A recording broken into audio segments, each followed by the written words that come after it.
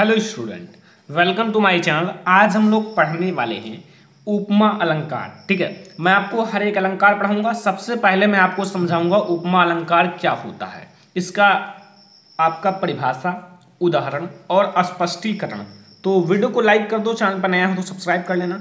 और यहाँ से आपका 2 नंबर तो क्लियर हो ही जाएगा और टारगेट 90+ है, यानी कि आपको 90+ आएगा ही आएगा, क्योंकि मैं गारंटी लेता हूँ आप लोगों को अच्छे से पढ़ाने का।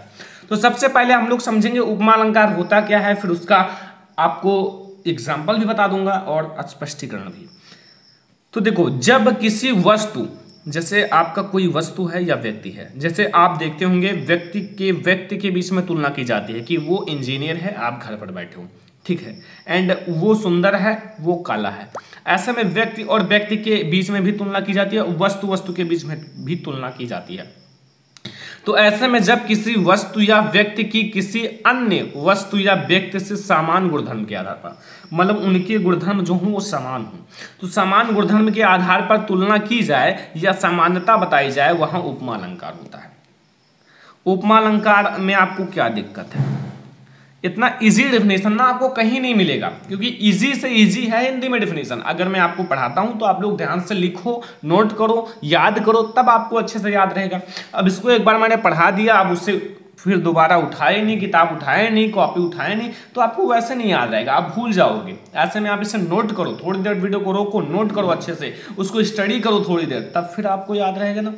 तो देखो, जब किसी वस्तु या व्यक्ति की किसी अन्य वस्तु या व्यक्ति से समान गुणधर्म जो हो, दोनों का समान हो, बट उसके आधार पर तुलना की जाए या समानता बताई जाए, वहां उपमा अलंकार होता है। ठीक है, अब उपमा अलंकार के बारे में मैंने बता दिया। अब इसको आप लोग लिख लो, बढ़िया से नोट कर लो। मैं आपको एग्जाम्पल बताता हूं। एग्जाम्पल है हरिपद कोमल, पद कोमल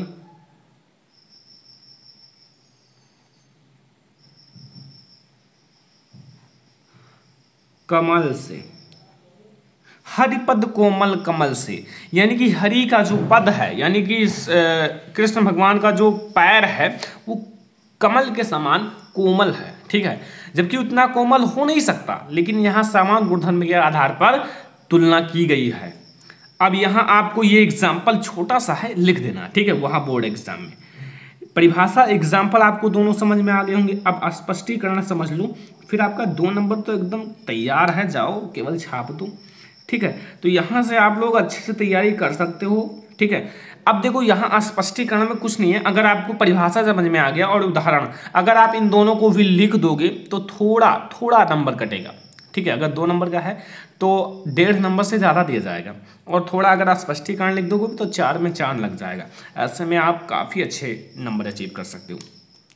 अब हरिपद कोमल कमल से, तो नंबर फर्स्ट में आपको समझा दूं, उपमेय इसमें क्या है, उपमेय। अच्छा, उपमेय, जो उपमेय है और उपमान आप कैसे पहचानोगे?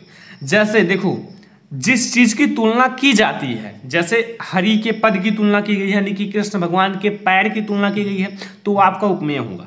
जैसे जिस चीज की तुलना की जाती है और जिससे तुलना की जाती है वो उपमान होगा। जैसे हरि के पद की तुलना किससे की गई है? कमल से। किसी की तुलना गुलाब से की जाए, ठीक है, तो ऐसे में जिससे तुलना की जाए वो आपका उपमान होता है, लेकिन जिसकी तुलना की जाए, ठीक है, तो उपमेय आपका क्या है, इसमें समझ गए हो ना। यहाँ हरिपद उपमेय है, हरि का पद, एंड उपमान क्या है, सब कुछ समझ गए होंगे, क्योंकि काफी इजी है। उपमान इसमें है कमल है, एंड वाचक शब्द या वाचक लिख दो, कोई दिक्कत नहीं है। इसमें से है, जैसे बीच में से आ जाए, सा आ जाए, सब वाचक होते हैं। साधारण धर्म, जैसे कोई एडजेक्टिव जिसे कहते हो, ठीक है, विशेषण। जैसे यहाँ कमल जो है ना, एक प्रकार से दोनों के बीच में है, ठीक है, कोमल मतलब दोनों के लिए सही है, क्योंकि कोमल पैर को भी बताया गया है एंड कमल को भी बताया गया है। ऐसे में दोनों का विशेषता बताता है।